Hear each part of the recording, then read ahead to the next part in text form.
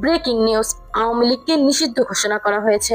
30 কার্যদিবসের মধ্যেই জুলাই ঘোষণাপত্র প্রকাশ করা হবে। আসসালামু আলাইকুম।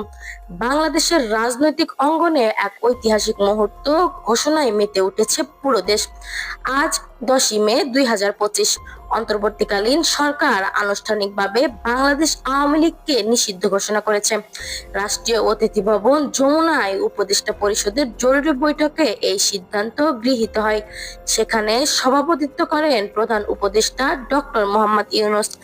বৈঠক শেষে আইন উপদেষ্টা ডক্টর আসিফ নজরুল জানান, আন্তর্জাতিক অপরাধ ট্রাইব্যুনাল আইনের সংশোধনী অনুমোদন দেওয়া হয়েছে।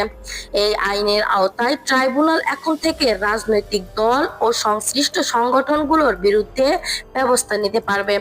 এই বিধানের ভিত্তিতেই আওয়ামী লীগের সব ধরনের রাজনৈতিক, সাংগঠনিক এবং সাইবার কার্যক্রম নিষিদ্ধ ঘোষণা করা হয়।